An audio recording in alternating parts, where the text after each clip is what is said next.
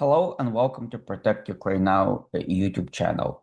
The recently proposed 28 point peace plan by what appears to be mostly Russian Federation draft sparked a lot of outrage. I myself attended a rally yesterday held in Chicago.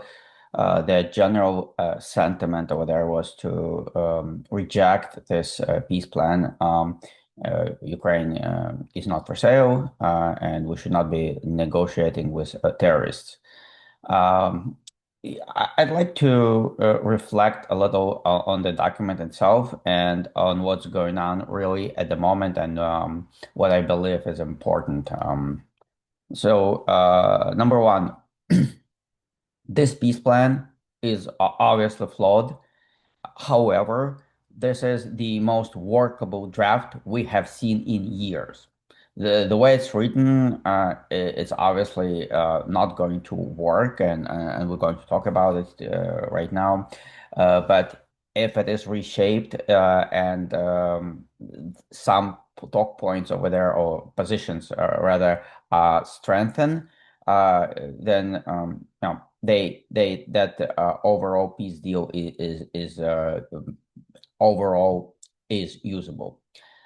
Um, but let's start with the peace deal itself because I think this is as bad as it is as it can be. This is a starting point.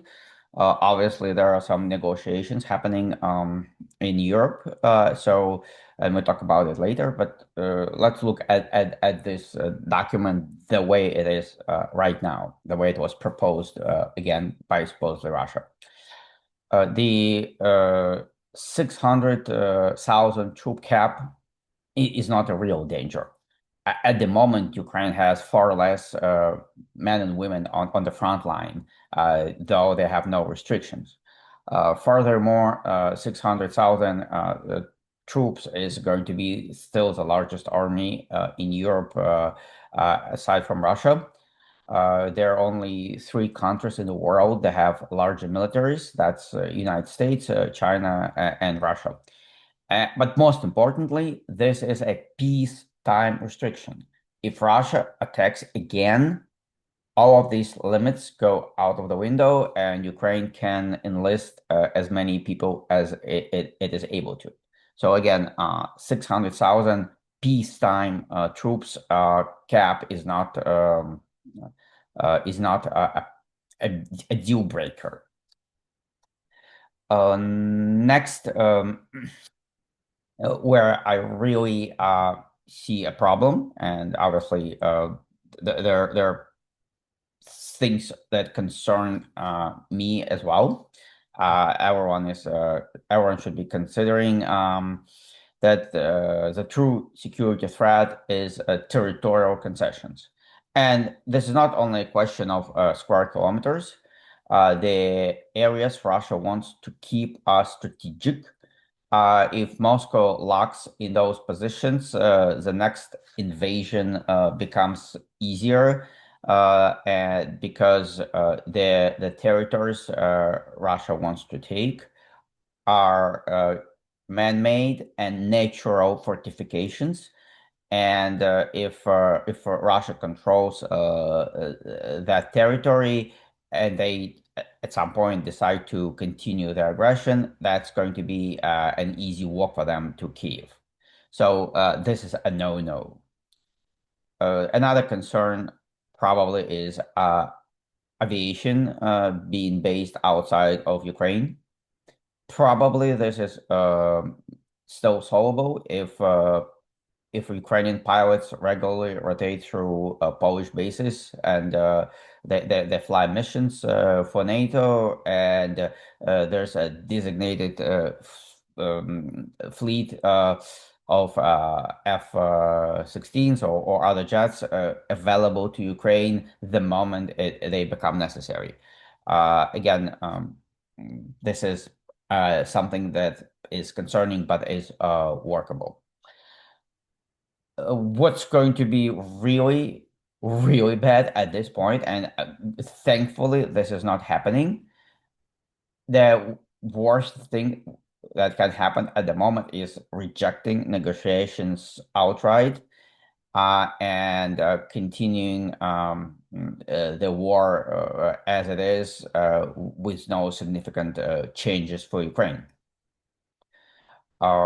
Ukraine obviously needs far more support and weapons, air defense, jets, aviation, and so on, to be efficient on the battlefield. So, uh, if we leave Ukraine the way it is right now, there's only so long it can hold the front line. So, rejecting negotiations altogether is going to be a bad move, and I'm relieved that currently there are negotiations happening in Europe.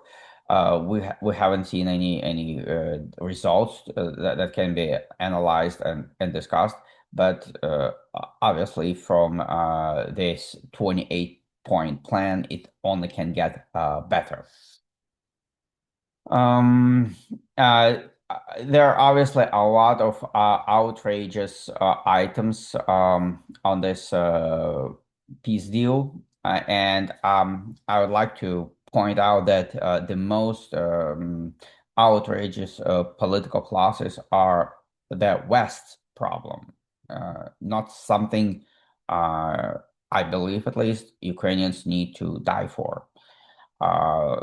Obviously, Russian, suppose again, Russian demands about no alliances for Ukraine in NATO, amnesty for criminals of this war, return of Russia into G8, and other concessions that mm, really undermined every effort that the West contributed to the world we live in today, the past 100 years. Everything that has to do with deterring aggressors, all of it is going to go out of window. There's going to be effectively the end of PAC Americano.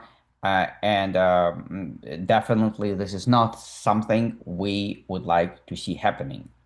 However, Ukraine, in the position it is right now, shouldn't be dying for a hypothetical um, opportunity to be accepted into NATO in some distant future.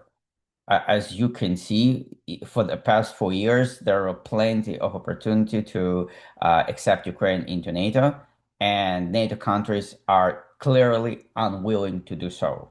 And there are no indications they will do it anytime soon. So again, while NATO is not interested in accepting Ukraine into the alliance. And frankly, NATO has discredited itself in the past 4 years as a deterrent force. Uh, Together with everything else happening uh, in the West, their economic and military abilities to defend themselves. Forget about Ukraine. Again, I don't think Ukrainians should be dying in order to be accepted into this very questionable alliance. Hmm. Next, um, I want to mm, next, I want to return to the fact that a lot of positions need to be adjusted. But if the West wants to reject Russian demands, it must back that stance with real support. We cannot say, hey, Ukraine, keep fighting because these terms are unacceptable, but then refuse to deliver the tools that are very much needed for this fight. That's hypocrisy. Support must mean aviation, air defense, investment into drones capabilities inside Ukraine, real sanctions that bite, and perhaps other legislative measures that Congress can and should consider. But simply rejecting Russian demands as unacceptable is not enough. Now, I mentioned in the beginning that I attended this rally yesterday myself. And I do believe that at this point, public reaction matters and matters a lot because silence will look like support for Ukraine is fading away. Governments do track public mood, and if Ukraine supporters stay quiet during a moment like this, that silence will read as support is gone or fading away or slipping away. So we definitely want to use these opportunities, and by we, I mean Ukraine supporters. We should use this opportunity to, yes, you know what I'm going to say. This is your time to call your senators, your representatives, and the White House. And you, of course, have to do it constructively. As you have seen from the news, there's a lot of support in Senate and Congress for Ukraine. So we definitely want to thank the Congress for support, and we need to remind them that Ukraine desperately needs what I've just mentioned earlier, namely aviation, air defense, investment into drones that can be done by direct investment with most successful units in Ukraine. And of course, that can be scaled from that point to other brigades. Sanctions, there's a discharge petition at the moment pending, or at least talked about in-house. So there we should clearly support a discharge petition that is going to advance sanction bills. Uh, we can suggest to push forward the legislation that calls for Russia to be designated as a terrorist state. That's something that we can also ask Congress to push forward through a discharge petition. All of these are very strong signals because uh, uh, as also mentioned in the beginning, I'm not sure Russia is going to accept even the first draft of this outrageous and unacceptable plan. At the moment, it looks like this plan is going to be strengthened by Europeans, and perhaps the United States is also going to chime in. We're going to see what Rubio has to say. But uh, the point I'm making is this peace deal is going to get better for Ukraine before it is uh, up for consideration between Ukraine and Russia.